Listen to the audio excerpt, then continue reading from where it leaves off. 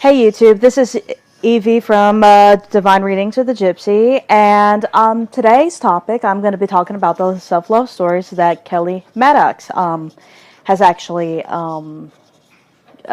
is passing around this September.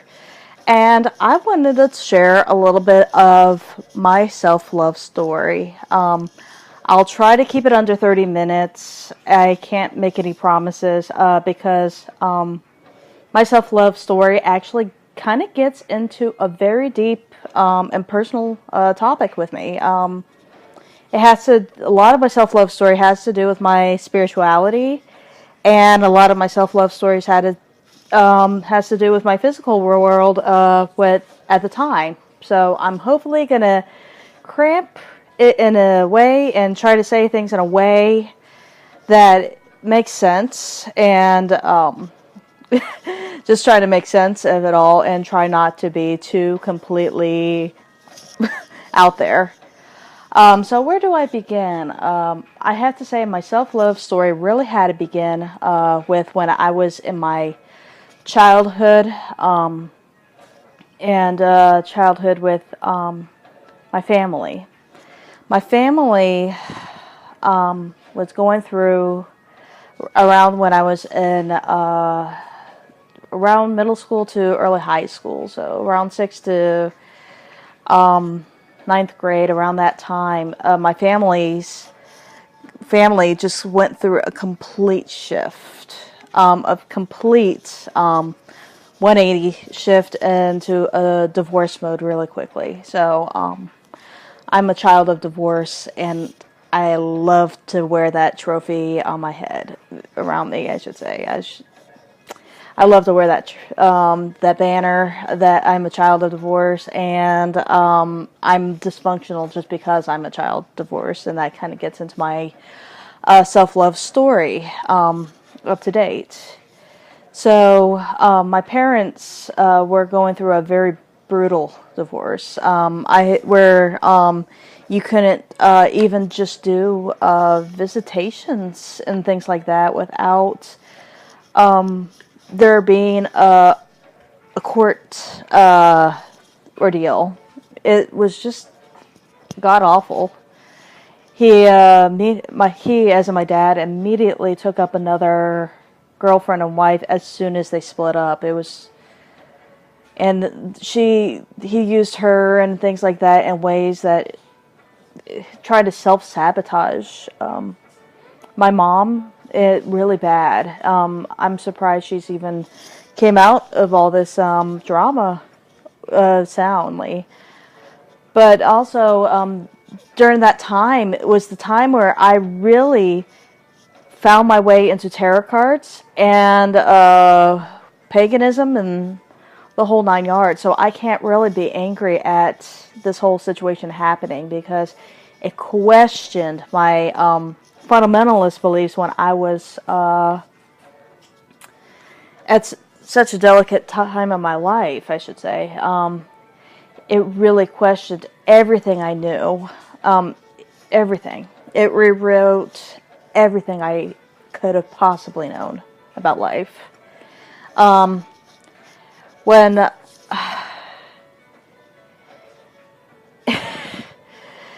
so I was in a very low time in my life. I hated God. I hated the church. I hated everything that Christianity stood for, and that was everything I could have possibly known.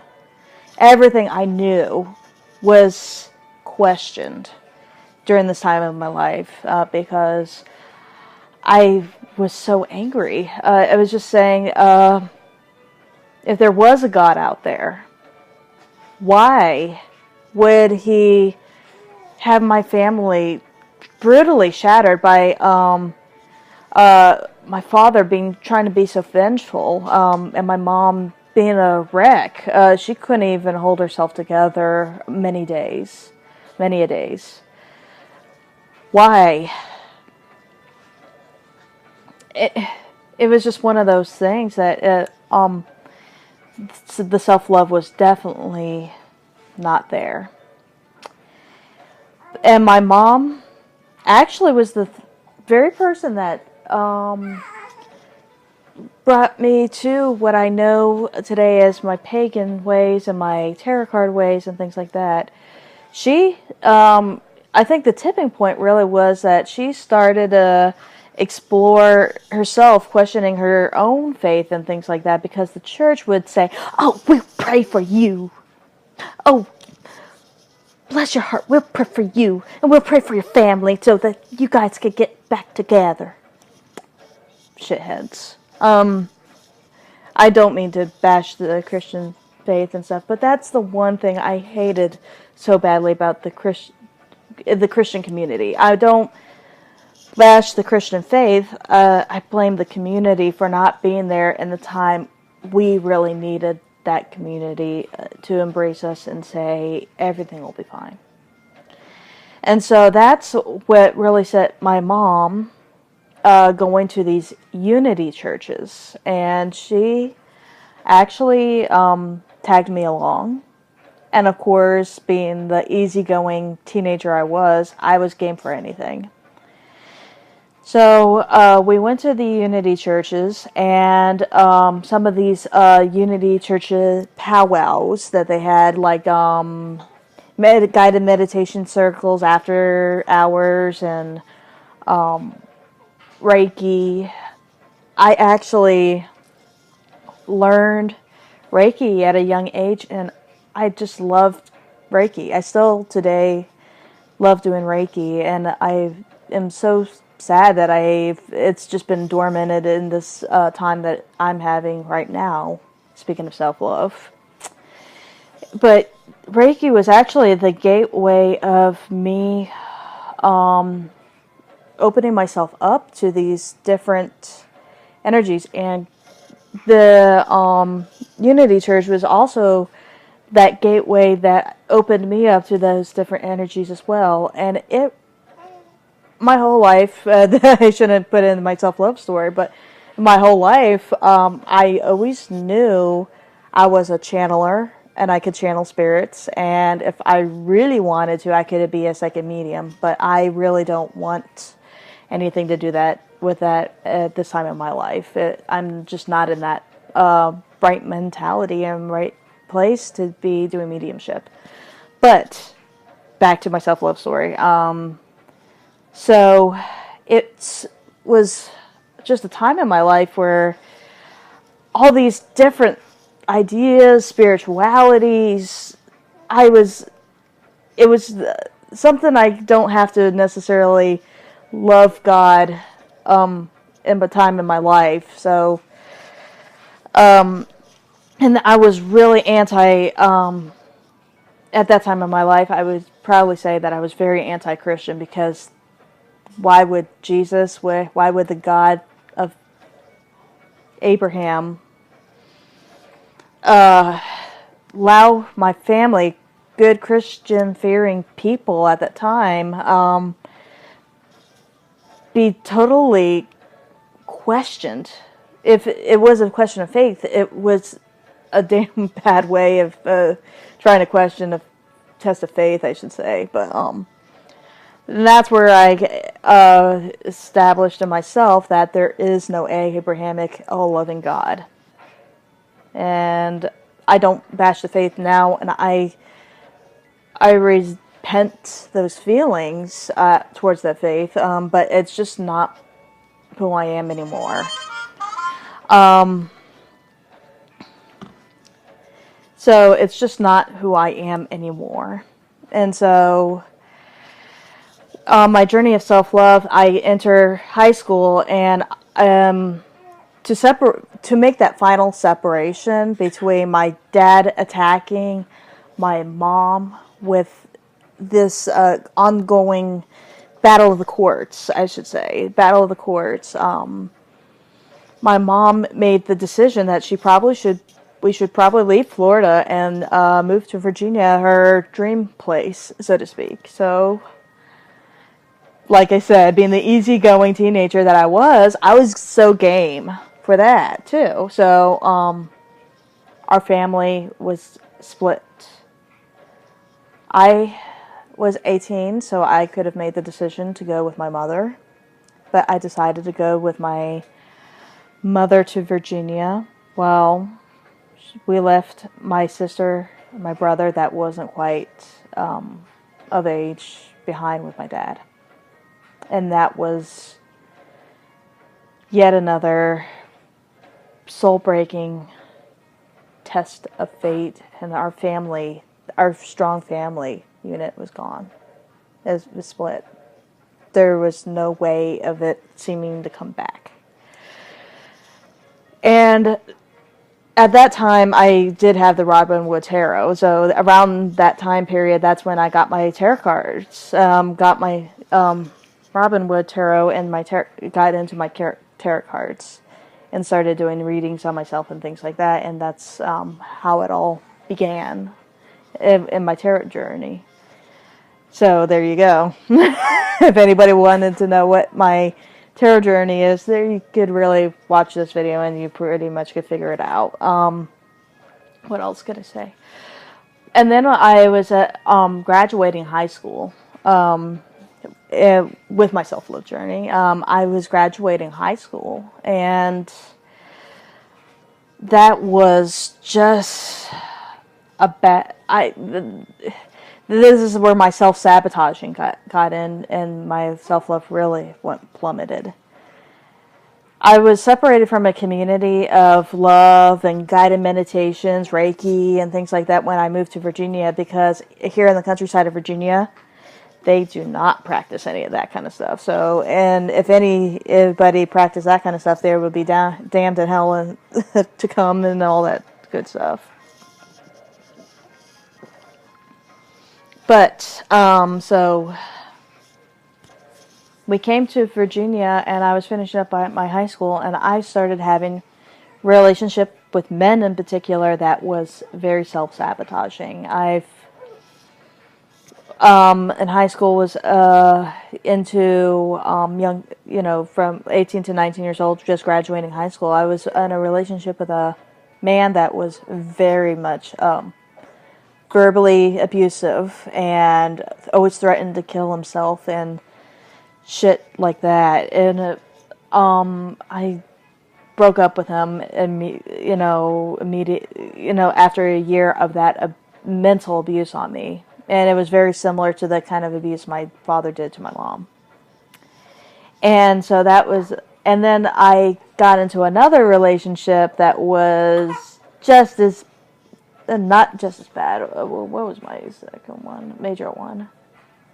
I don't even remember. But the moral of the story is I just kept getting into relationships. Each relationship was a different guy and a different terrible,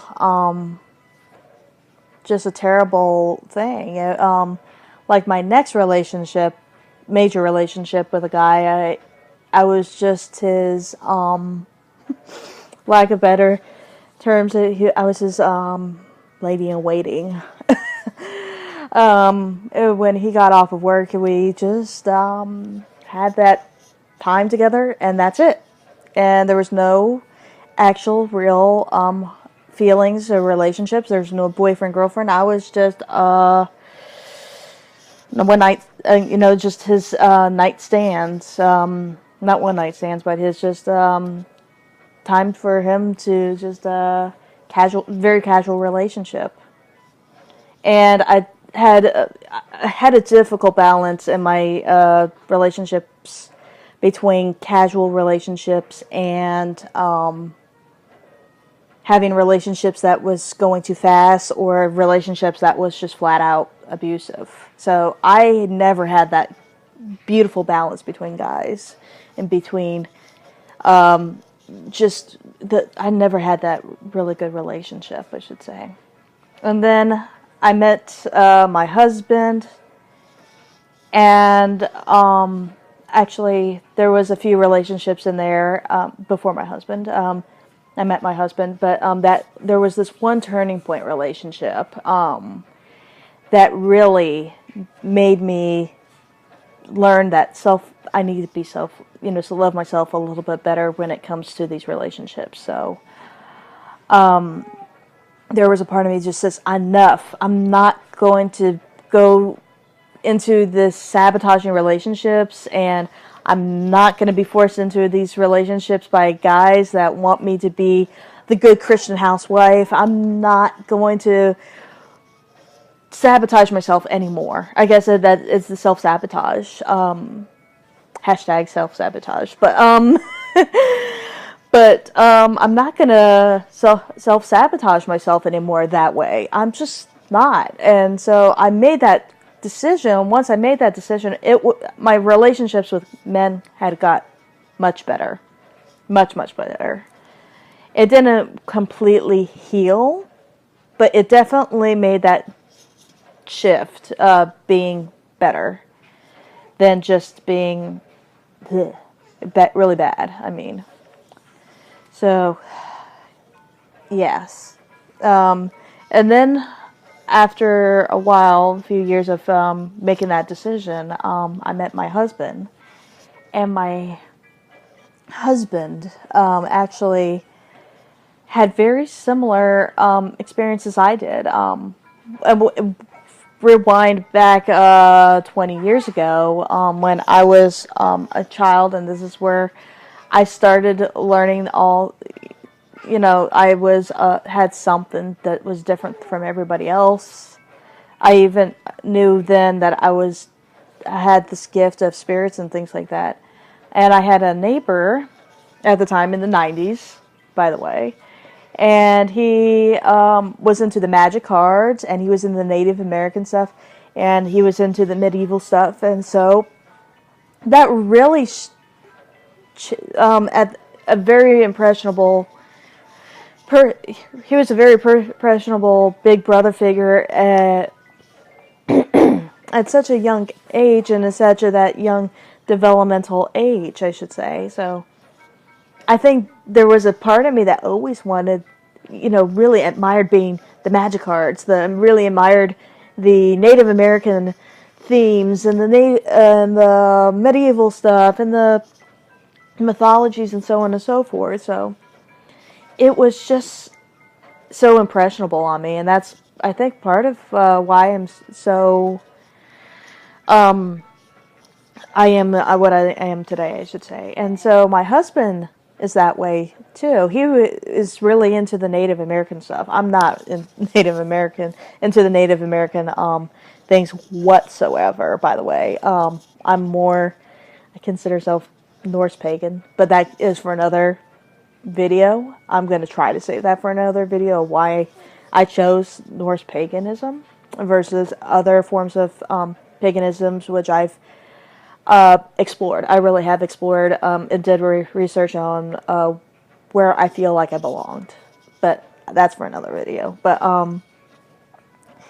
he is into the Native American philosophies and lifestyles, and he's a horse person. So I am surrounded by horse energy all the time.